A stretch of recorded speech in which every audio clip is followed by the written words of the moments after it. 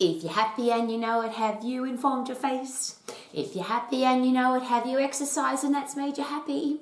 Is it possible that exercise makes us happy? What a great connection, because a lot of people say when I feel happier or when I've got more energy or when I feel like it, I'll go exercise. But is it possible that when you exercise, there's some chemical changes that go on inside your body and inside your brain that make you happy? You actually can't be unhappy. And that feeling is something that I've been studying all of my life for this reason. I was an unhappy little girl. I was overweight. I had buck teeth. I had terrible skin.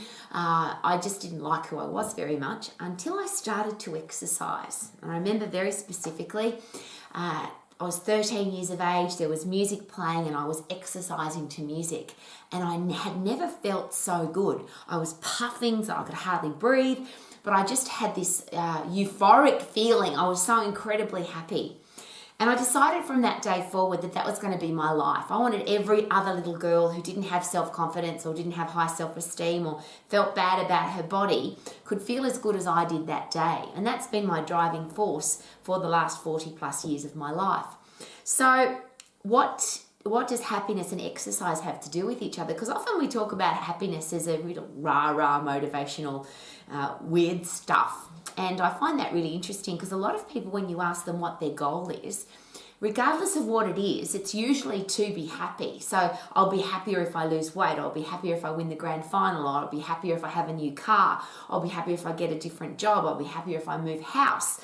But it's all about being happy. So is it possible, though, that we can change our own brain chemistry so that we feel happy even if everything around us has gone to shit? And I can't put it any other way, because a lot of people say, I can't be happy because, I'll be happy if, but I can't be because the government's doing stupid things and the weather's bad and there's heaps of traffic and I'm stressed at work and my kids are driving me crazy and my husband's an arse and there's a whole heap of reasons why I just can't be happy. Well, if you have a look at the chemistry, which is what's been really interesting for me, how come at 13 years of age, where I thought pretty unhappy, all of a sudden I did this movement, I got puffed literally, and I felt really happy. I felt like I'd never felt before. And of course, how that happens is not that hard to explain and it's not that hard to understand. The human body is designed to move, and it's designed to move because we're often under threat, yeah? We've evolved from hunters and gatherers, but when we were hunters, often there'd be a wild animal chasing us or a wild tribe chasing us, and our brain had to automatically make a decision. Are we going to sprint the hell out of there and get away from the wild animal, the wild tribe, or are we going to turn and fight? And all of that happened in a really short period of time. And literally in the 10-second phosphate system. So the human body has this special mechanism that if we get stressed, we can work at 100% effort straight away and we can go. And when you do that, your body produces neurotransmitters, epinephrine, adrenaline, cortisol, the movement drugs, the movement transmitters that are designed to get us the hell out of there. So they automatically produce high blood pressure, high resting heart rate, so heart rate goes up really quickly. We have increased blood fats, increased blood sugar, so that we can get the hell out of there or we can turn and fight. But what happens after that, after our 100% effort, not 50% effort, not 75% effort, not go for a jog away from the animal, not lift half of the weight to kill the animal, but the 100% effort of lifting, punching, kicking, sprinting, our brain then says, congratulations, you're a legend. You got away from the animal, you ran away, or you killed it, now you've got food. So reward drug for you, dopamine. Satisfaction drug for you, what a great life you've got, serotonin. Endorphins are the painkillers that are also happy drugs. So not only can we sprint away from the animal or turn and fight it, but we actually don't have any pain while we're doing it because our body produces automatic painkillers. The equivalent to morphine and the interesting one is endocannabinoids, which are the stuff that's in dope, in marijuana. Our body produces that stuff automatically so that we don't feel the pain when we're running away from the animals. It's interesting because, are you high, Rowie? I often get accused of, Rowie, you're on some kind of drug. Well, hell yes, I am. I'm on the drug of exercise. The drug that changes our brain chemically, the same as a pharmaceutical or recreational drug, without all the terrible side effects. When you exercise, you get the same brain change as a pharmaceutical or recreational drug, but you also get fitter and stronger and healthier and have better hair, skin, nails, bright eyes, great posture, better self-esteem. All of that happens from 100% effort activity. Interestingly, you'll often see people exercising, and this is my big question. If you are an exercise professional, if you're a coach, if you're somebody who wants to inspire other people to be healthy, fit, and strong, does your body, does your face, do your actions inspire people to want to go and exercise? Because often people will say to me that they love to exercise, and I always ask this question, is it possible for you to inform your face? You can go to, for example, a fun run, and it doesn't look like people are having very much fun there. If you go to the gym, there's often a lot of people there, but they tend not to have big, happy, smiley faces or look like they're having a great time. And there's an interesting thing to consider there. Is that because they're not putting in 100% effort? It's the 100% phosphate system, and there's 3 energy systems of the body, but the one that gets us the hell out of there and allows us to lift the heaviest we possibly can is the initial 10-second phosphate system. We use energy directly from inside our muscles, phosphates that are stored inside, which allows us to go really fast. Once we get into the lactate system, which is 10 seconds to 2 minutes, that's the one that gives us some burning sensation in our muscles and can make you feel a bit sick if you're going really hard. A lot of people don't like that. So if they're exercising in the lactate system, they tend to have a grumpy look on their face because their muscles are burning and they're feeling a bit green. That's called the green zone for a reason. And then once you get to the aerobic system, which is an energy system that keeps us going forever. Well, most of us are in our aerobic system all of the time. So we're burning a little bit of protein, fat and carbohydrate, and we can just keep going and going. But there's no major stimulus happening inside the body because it's the I can keep going forever system. It's the fast phosphate system to me that's the most exciting. It's 10 seconds, it's 100% effort, it gets us the hell out of there, or it helps us overcome the challenge, and then it produces those happy drugs, the ones that make us feel good. So my question is always this, you might see people exercising, but are we mistaking exercise for movement? So they're moving a lot, but they're not actually getting 100% effort. And is it possible that it's the 100% effort exercise that gives us those changes in our brain? And of course the answer to that's yes. So how should we exercise? Well, there's a bazillion-dollar question. I used to do long distance running, and I used to do 45-minute classes, and I used to go to the gym for an hour. And now I realize that that's not how the human body works. If you want to get really fit and if you want to get really strong, you have to put in 100% effort. Doesn't that make sense? 100% effort, 100% result. 50% effort, 50% result. But I'm going to go a step further. 50% effort, don't get good results, not that happy. So we plod through our exercise. I watch people plodding, jogging along the road, and they look miserable. I watch people going for a walk and they don't look that happy. But if you do 100% effort, you actually don't have time to stick a smile on your face because it's only 10 seconds. You go so hard that you get really puffed. And that getting your breath back after the 100% effort activity, that's when we're getting fitter. That's when the lactate system taps in. That's when the aerobic system taps in. And our body has to replenish and replace all the energy that we used in our 10-second effort. And that's where we feel really good. We are rewarded for our effort, dopamine. We feel satisfied that we've put in an effort, serotonin. We produce brain-derived neurotropic factor, which for me is the ultimate fertilizer for your brain, yes, but all the other ones all work better because of brain-derived neurotropic factor. It's the fertilizer for serotonin, for dopamine, for endorphins, for oxytocin, the love drug. When you've got brain-derived neurotropic factor working effectively inside your body, everything works better. And that's produced at that rapid rate, at the largest amount, at the most effective way when you go really hard. And the beautiful thing is that when you go really hard, you feel really good. Now, one of the interesting things about 100% effort, people say to me, oh, Rowie, I've got to warm up first. Interesting if you think about it again logically. If a wild animal jumped into your camp or a wild tribesperson was trying to kill you, you don't say to them, excuse me, please, I have to warm up first.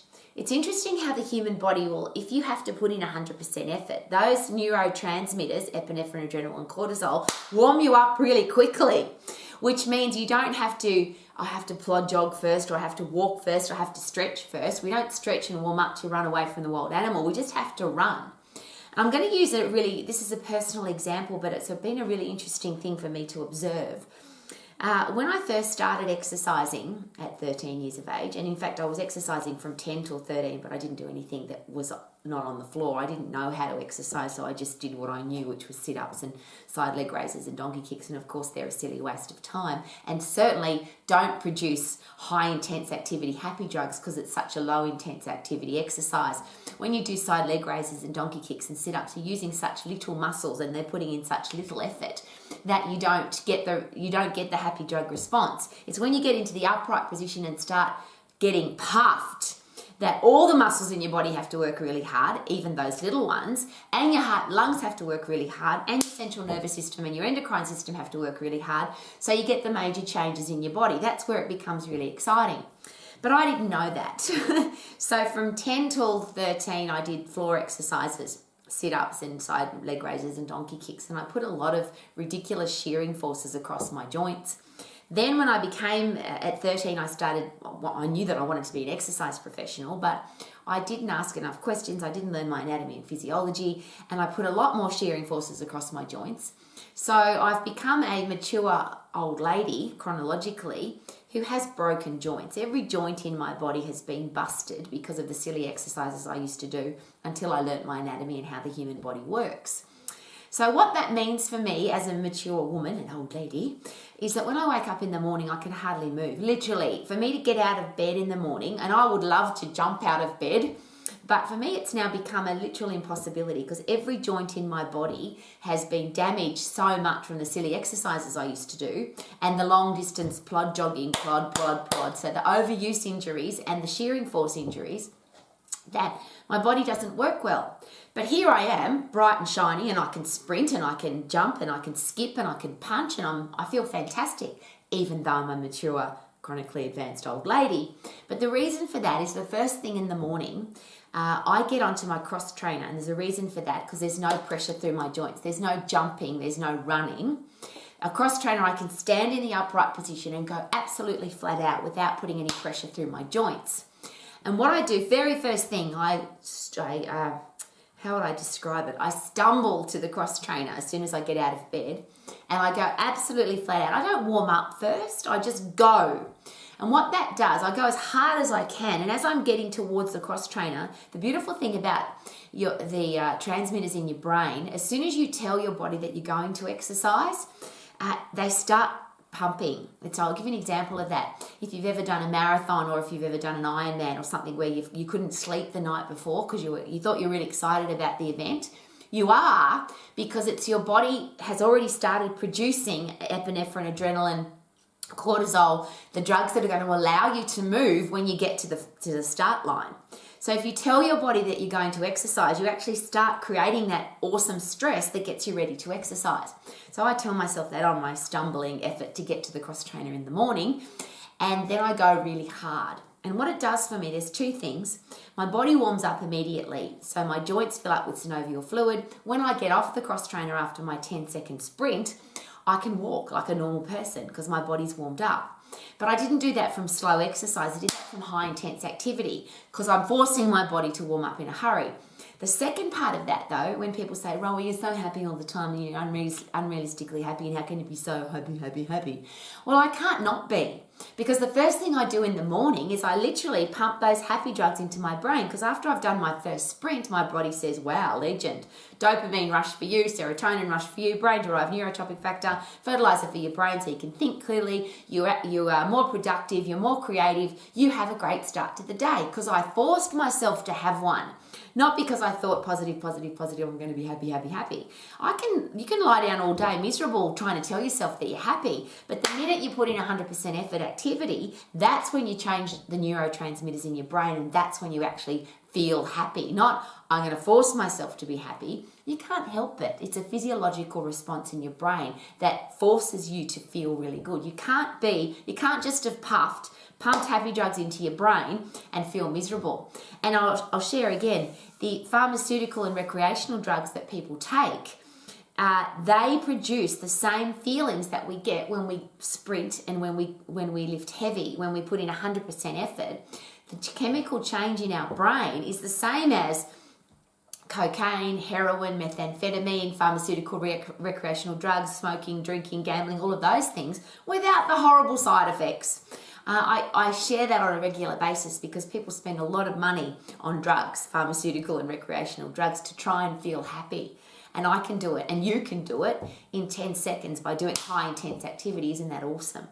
So I sprint in the morning to get my body warmed up, to get my brain warmed up, and to be happy all day long. And then every 15 minutes throughout the day, I do some kind of sprinting. So I sprint on the spot, or I skip, or I punch the bag, or I do push-ups or jump squats, or run up and down the hallway, or run up and down the driveway. Something that makes sure that my brain is happy all of the time, which means I don't have to inform my face that I'm happy because I can't help it. I'm always happy. Yes, you can be. Is that a choice? And I'm going to go a little bit further. As an exercise professional, should it be our choice?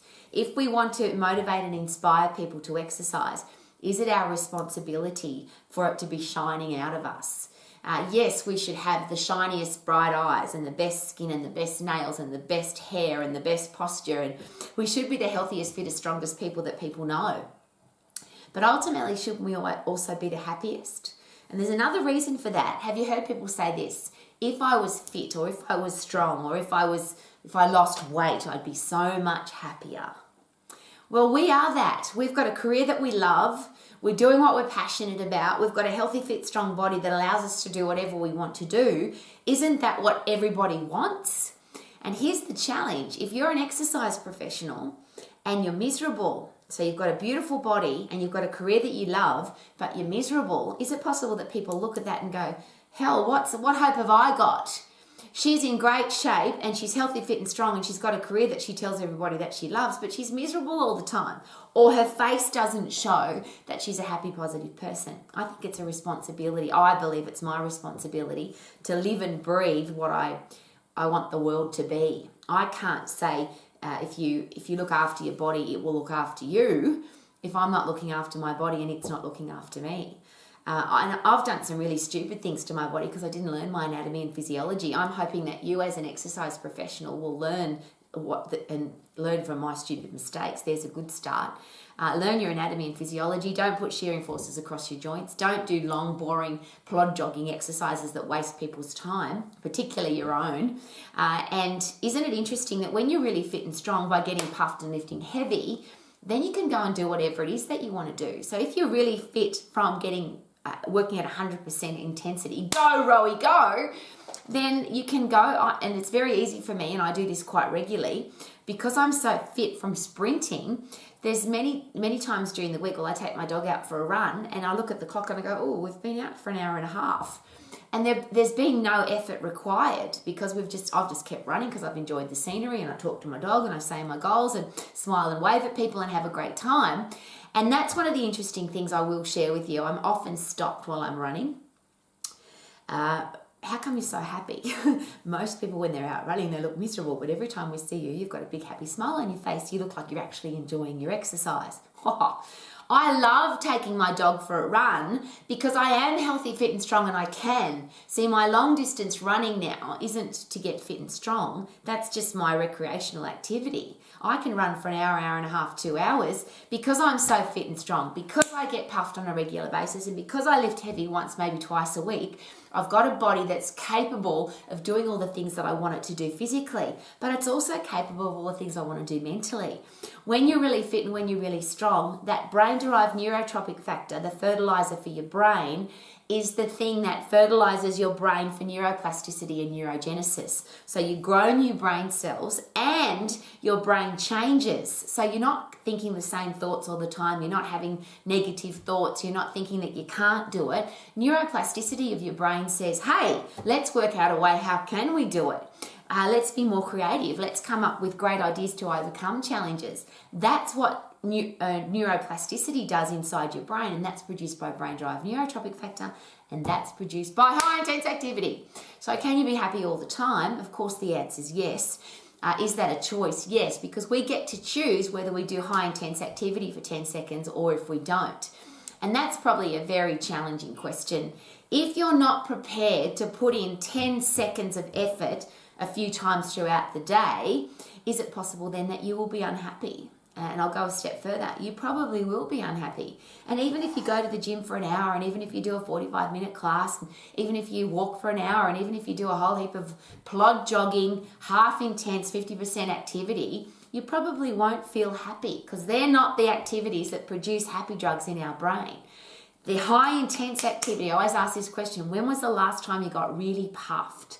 When was the last time you lifted something really heavy and you could only do it 5, 6, 7 times? Remember, it's the phosphate system, that 10-second system, that gives us the high intense activity. So if you can lift something 20 times, obviously it's too light.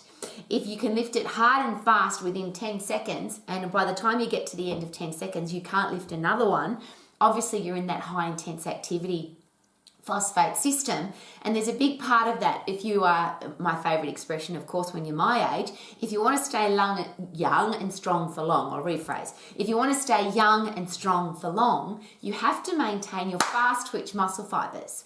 And if you put in half effort, and if you only work in your aerobic system, and if you plod jog, and if you put in, long distance effort produces long distance results. Long distance anything, you have to pace yourself. And as soon as you're pacing yourself, you're not using those high intense neurotransmitters, but you're also not using your fast twitch muscle fibers. It's the kicking, the punching, the jumping, and the sprinting at 100% effort that maintains those fast twitch muscle fibers. And they're the ones that keep us young. They're the ones that stop us from falling. They're the ones that mean we can keep playing our sport. So many people stop playing their sport because they get old. No, I think because you get old because you stop playing your sport. We get old because we stop jumping. We get old because we stop sprinting. We get old because we stop putting our body under high intense activity. So if you want to stay young and strong for long, if you want to maintain your fast twitch muscle fibers, if you want to have a brain that can overcome challenges, if you want to have great quality of life, and here's a great one, if you want to be happy, could it be a really good idea to get puffed 10 seconds hard as often as you possibly can? And the really cool thing about that, when you put in 100% effort, you get 100% result. When you put in 100% effort, it's about 10 seconds. It's no longer than that. Because once you go past 10 seconds, you start getting into that lactate system. It's not about going longer. It's just about going harder and harder and harder and getting fitter and fitter. And I always ask this question. If you like to watch the Olympic Games, if you love watching elite athletes do their thing, the only event at the Olympic Games that isn't a pace event is the 100-metre sprint, because the 100-metre sprint, they do it in just under 10 seconds, and that's the phosphate system. Every other race, every other event has something to do with pacing yourself. And I don't want to be a 50% effort person. I don't want to be an 80% effort person. I definitely don't want to be a 10% effort person. I want to be the 100% effort person that is 100% fit, 100% strong, and I can do whatever I want for the rest of my life because I've got a healthy, fit, strong body and a happy brain. How about you? Woohoo!